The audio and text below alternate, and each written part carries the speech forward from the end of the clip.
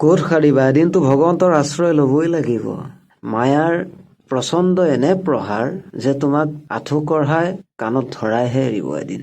অসাৰ লাগিব এই সংসাৰ, যি ভোগৰ কাৰণে তুমি আজি বলিয়া হৈ ফুৰিছা, সেই ভোগ এদিন তোমাৰ কাৰণে বিষৰ দৰে হৈ পৰিব। অশান্তি লাগিব। শেষত তোমাৰ এটাই ভাৱ হ'ব যে এই সংসাৰলৈ মই কিয় আহিলো। হে প্ৰভু ভগৱান, তুমি মোক মাৰি নিনিয়া কিয়? এই দুখৰ সংসাৰত এই দুখে, এই বিষাদে, কষ্টই মোক জীয়াই থকাৰ অনিচ্ছা ভাৱ আনিছে। মোক মুক্ত কৰি দিয়া প্ৰভু, মই আৰু এই সংসাৰৰ দুখ সহ্য কৰিব নোৱাৰো। বাবা, এতিয়া কেনে?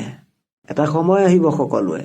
আজি ভগৱন্তৰ পৰা বিমুখ হৈ ভগৱন্তক আওকাণ কৰি মাতাল হৈ ঘূৰি ফুৰিছাতো, যিদিনা অকলশৰীয়া হৈ যাবা, এই সংসাৰৰ তাপে যিদিনা তোমাক দহিব আৰু অনুভৱ কৰিবা তেতিয়া যে ঈশ্বৰক অৱজ্ঞা কৰি সঁচাই এটা ডাঙৰ ভুল কৰিলো, যি ভুলৰ পৰিণাম আজি এয়া দণ্ড ভুগিব লগা হৈছে।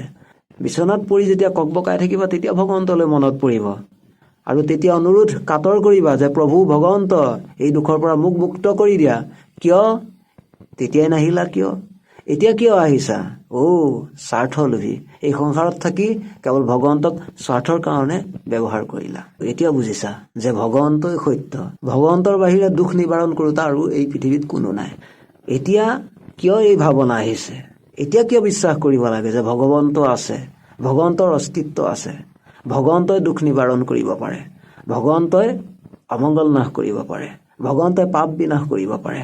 পাপ কৰোঁতে ভবা নাছিলা?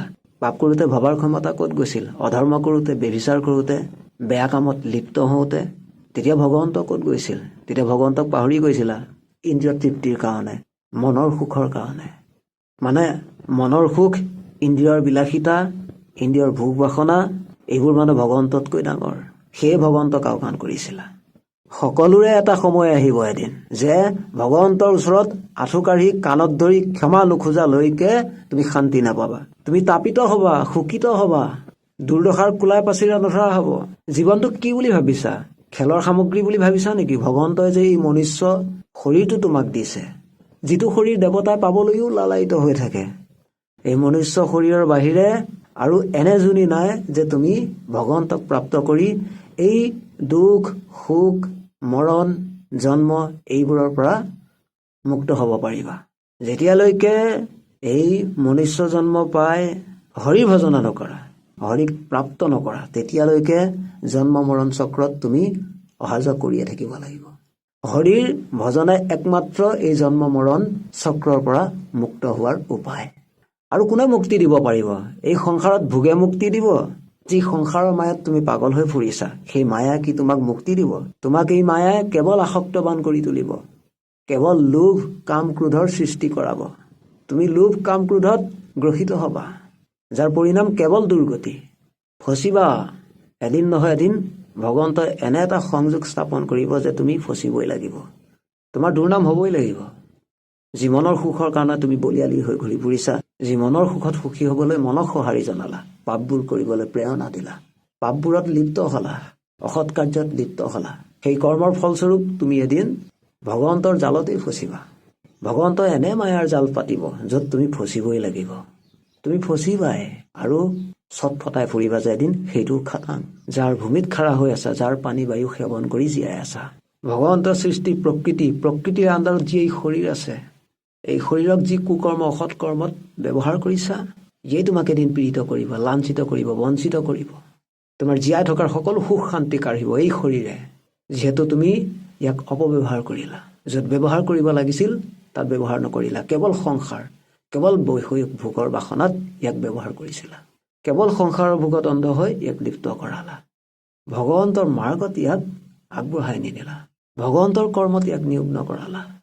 তোমাৰ সকলো অভিমান অহংকাৰ চূৰ্ণ কৰিব এদিন, যিদিনা তোমাক এই শৰীৰেই পীড়িত কৰিব, এই শৰীৰে তোমাক দণ্ড দিয়াৰ ব্যৱস্থা কৰিব। সেইদিনা হাই হাই চিঞৰি লাভ নাই।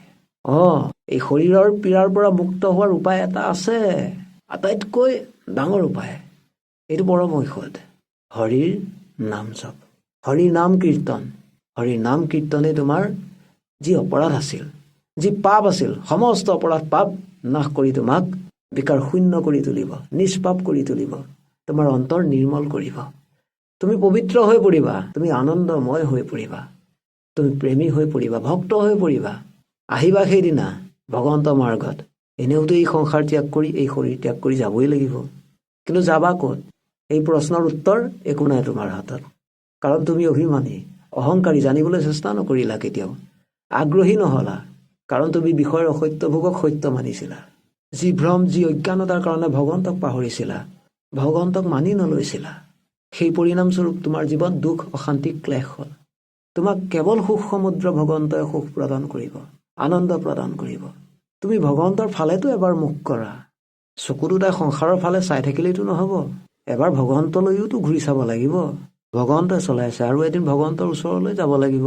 নে মৃত্যুৰ পাছত ইচ্ছামতে ক'ৰবালৈ যাম বুলি ভাবিছা? নে কোনোদিন মৃত্যু নহমেই বুলি ভাবিছা? শুনা, তুমি ইচ্ছা কৰি জন্ম হোৱা নাই, আৰু তুমি ইচ্ছা কৰি মৃত্যুও হ'ব নোৱাৰা। তোমাৰ ইচ্ছাৰ দ্বাৰা একো হৈ থকা নাই। প্ৰভুৰ ইচ্ছা অনুসৰি তুমি পৰিচালিত হৈ আছা। প্ৰভুৰ ইচ্ছাৰ দ্বাৰাই এই সৃষ্টি, এই পালন আৰু সংসাৰ হৈয়ে থাকিব। তোমাৰ জন্মৰ উদ্দেশ্য এই ভগৱন্তক সত্য মানি লোৱা, এই ভগৱন্তক বিচৰা, এই ভগৱন্তক প্ৰাপ্ত কৰা।